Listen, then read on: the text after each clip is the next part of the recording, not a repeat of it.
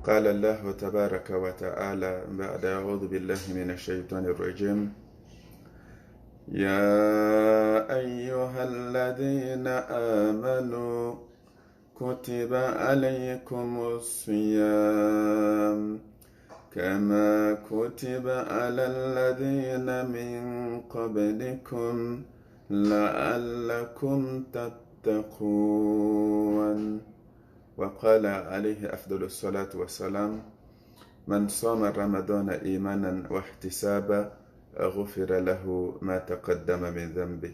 أمي الله تعالى تندوك ولن يمدون أمي شريعة كفما ورشيتين فنكرا الله تعالى alami ye ɲina sunkalo ban yira anw la sunkalo min ye kurana kalo ye kalo min ni alijinɛ daw bɛ yɛlɛ a kɔnɔ ni tasuma daw bɛ tugu a kɔnɔ ni sheitanɛw bɛ siri a kɔnɔ kalo min n'a ɲininen don silamɛ fɛ i ka tɛmɛ i yɛrɛ kɛcogo ani i yɛrɛ ka lahala kan i ka tɛmɛ i yɛrɛ ka niveau kan i ka tɛmɛ i yɛrɛ ka baara kɔrɔlenw hakɛ kan o kaloba min ni an b'a kɔnɔ vraiment an bɛ Alahu Taala tando Ala min y'a yira an na an ni mɔgɔw sunna ɲɔgɔn fɛ salon sunkalo la olu dalen don dugukolo kɔnɔ bi dugukolo ye olu don an kan ka don kaloba in kɔnɔ ka taga sɔrɔ état d'esprit min fana bɛ an na o de ye k'a fɔ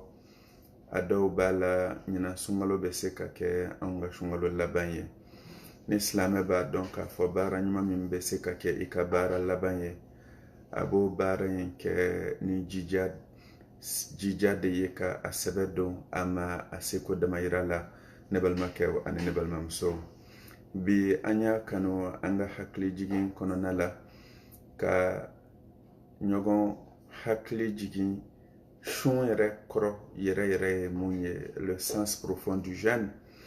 Allahu akbar. Sabu sun ye baara de ye baara min ka di Alahu Ta'ala ye fo ka se hakɛ b'a la a ko kurana kɔnɔna la ya ayyuhalladhina amanu aw mɔgɔ minnu limaniyara kutiba alaykumus siyam aw limaniyara a tɔgɔ ye de aw yamaruyara ni sun ye kama kutiba ala alladhina min qablikum i komi minnu kɔnna aw ɲɛ ciden fɛn o fɛn kɔnna aw ɲɛ olu ka mɔgɔw olu fana yamara ni sun ye cogo min na la'allakum tattaqun a dɔw b'a la aw bɛ kɛ ala ɲɛsiranya jɔn ye walasa aw ka kɛ ala ɲɛsiranya jɔn ye donc finalité min bɛ sun na o de ye an ka ala ɲɛsiranya ɲinini a ye ne balimakɛw ani ne balimamusow. Allahu akbar. Alahu Ta'ala ko tuguni haditha kɔnɔna la ko kullu amali bini adam lahu illa siyam ko adamaden ka baara bɛɛ ye a ta ye ko fo n'a bɔra sun na fa innahu li wa ana ajizi bi ko a ka sun kɔni o ye ne Alahu Ta'ala de ta ye wa ne de bɛ a ka sun sara di. Allahu akbar. I komi n'a y'a sɔrɔ ale Alahu Ta'ala de tɛ an ka baara tɔw sara di ne balimakɛw ani ne balimamuso. Haditha in version wɛrɛ la Alahu Ta'ala b'a fɔ sunkɛla ma ko a b'a ka dumuni a n'a ka minfɛn o to ye ne Alahu Ta'ala de kama donc ko a ka sun ye ne de ta ye wa ne de bɛ a ka sun sara di. Allahu akbar. I k'a dɔn k'a fɔ sun min filɛ nin ye yɛrɛminɛ de don.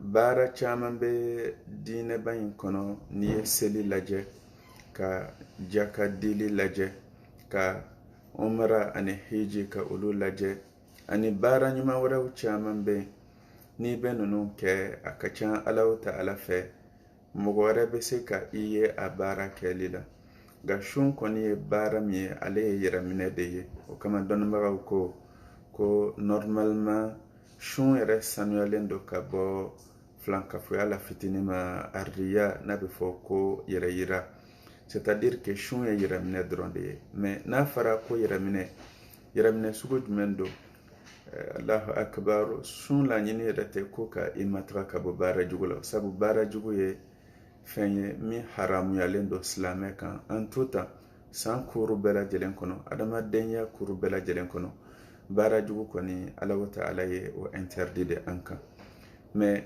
baara dɔw bɛ yen ni Ala yɛrɛ ye olu daga an ye ni mɔgɔ i sunna i b'i yɛrɛ matara ka bɔ o baaraw de la. Allahu akbar.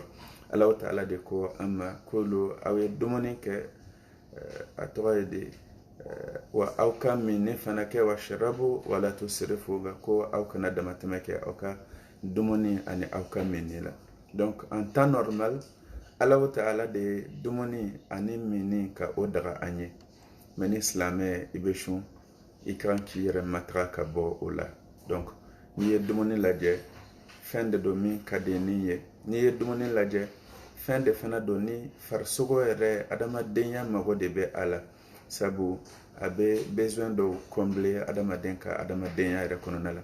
Ka faro fana kan plaisir de don. Mais n'i sunna i b'i matara ka bɔ o dumuni ani o min fɛn na Allahu ta'ala jati kama. A b'o cogo fana la Ala de ko an ma nisa'ukum harthun lakum ko aw musow ye aw ka denforow de ye. Fa'tu harthakum anna shi'tum ko aw ye taa aw ka foro la cogo min ka di aw ye.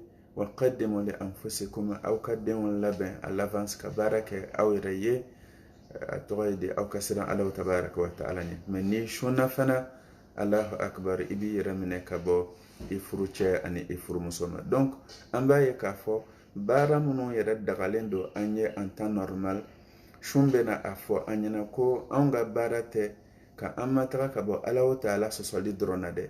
Mais ka fara o kan an b'an mataga ka bɔ kow yɛrɛ de la. Ala yɛrɛ ye ko minnu daga an ye en temps normal. Ko minnu ka di an ni ye. Ko minnu bɛ an nafa an b'an matara ka bɔ o la Allahu ta'ala kama. Allahu akbar. O yɛrɛ de kɔrɔ ko Ala ɲɛ siran ɲɛ. C'est-à-dire que n'i ye e ka sun lajɛ non seulement i bɛ k'i matara ka bɔ baara jugu la mais i bɛ k'i matara ka bɔ hali baara dagalen dɔw la mais i bɛ ka nin kɛ Allahu ta'ala a ɲɛda barikama ɲinini de kama. Ne balimakɛ ani ne balimamuso. Sun kɔrɔ dɔ fana ye mun ye ka i ka dumuni ani i ka nafafɛn i ka nisɔndiyafɛn ton plaisir ka o dabila ka farikolo baloli dabila ni o ye sisan ka farikolo in balo ni Ala ɲɛsiranya ye ni Ala kanu ye ni Ala ka jɛ ɲinini ye ka baara kɛ min ka di Allahu ta'ala ye ka don da fɛ Ala ye yamara i ka don da min fɛ. Nin de ye sun kɔrɔ dɔ fana ye. Sun kɔrɔ dɔ fana ye mun ye o de ye ka i kɔrɔtan i ka adamadenya sanfɛ ka i surunya mɛlɛkɛya daraja la. Sabu mɛlɛkɛw tɛ dumuni kɛ mɛlɛkɛw tɛ min kɛ ayiwa cɛ ni musoya tɛ mɛlɛkɛya la ne balimakɛw ani ne balimamuso. Sun kɔrɔ de ko e k'i kɔrɔtan i ka adamadenya sanfɛ ka i surunya mɛlɛkɛya yɛrɛ daraja la sisan nɔ. Allahu akbar. Donc sun min filɛ nin ye an y'a fɔ ko yɛrɛminɛ de don. A ka kan ka silamɛ yɛrɛ kalan mun na o de ye yɛrɛminɛ yɛrɛ ye an to tan. I b'a sɔrɔ ko caman bɛ yen olu ka di an ye mais a dɔw b'a la an ka hɛrɛ t'o la.